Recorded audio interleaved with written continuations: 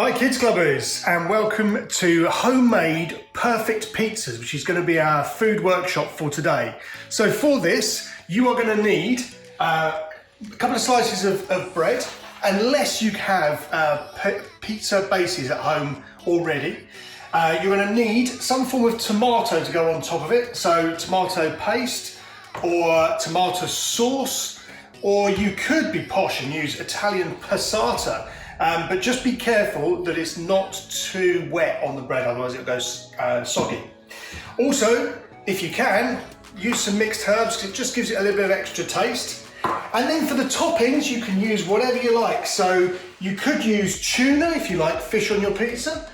You could use mushroom, ham or tomatoes. I wouldn't suggest using these ones over here. It doesn't go down very well on pizza, I don't think. And of course, you need cheese. You could also use pepperoni or pineapple or anything else beginning with P, I guess. So here we go, right, let's start. So I've already toasted one side of the bread already, so that's already on the go. So what we're now going to do is we're now going to make the pizza itself. So I'm going to use a little bit of tomato puree. So let's spread that on. And with the back of a spoon, we can spread that right the way around. So if you make sure it goes right to the edges. There we go.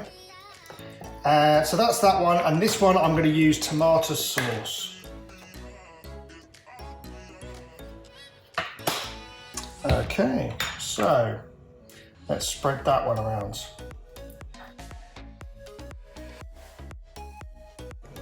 Okay, so once you've spread the tomato all over, I like to add a little bit of mixed herbs. So let's just put that into the hand, and let's just sprinkle that all over. It just adds a little different flavour to it.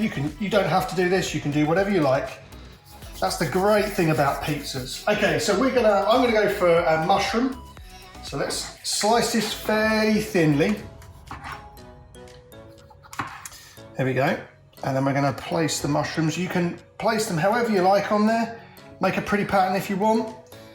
So I'm going to just finish up this mushroom, and we'll use it for the second one as well. There we go.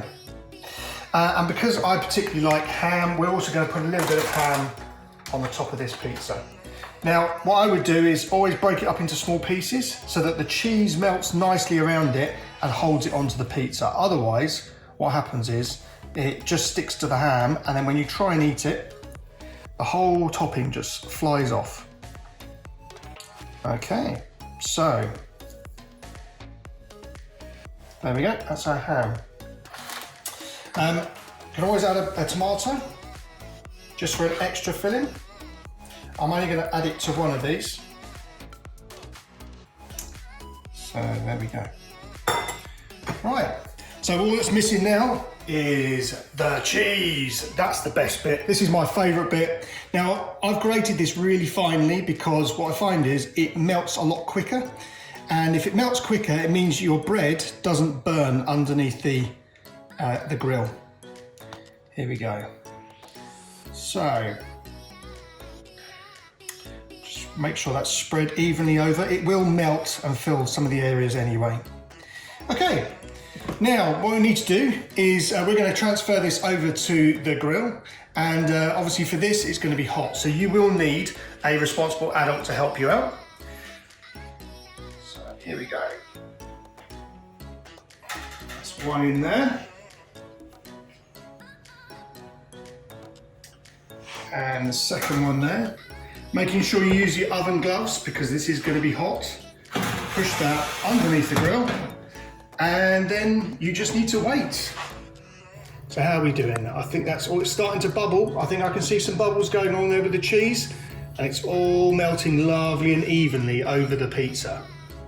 So I think that's almost ready to come out now. You can obviously cook the pizza for as long as you want, but I think that's done for me. So I'm now going to take this out, being careful it's very hot. There we go. Let's get a plate.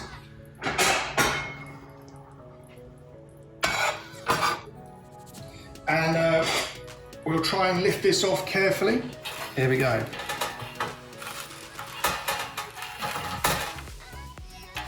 There's one. And there's the second one. Okay. So let's take a look at this pizza. There we go. So that's 2 pieces. Being careful with, obviously be careful with the sharp knives.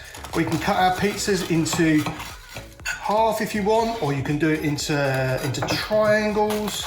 However you want to eat your pizza. But there we go. Homemade, perfect pizzas. You need to try that. It's really good fun and they taste yummy. Okay, so we're now going to go to our very next activity, which is Tina, and she's going to show you how to do some perfect painting.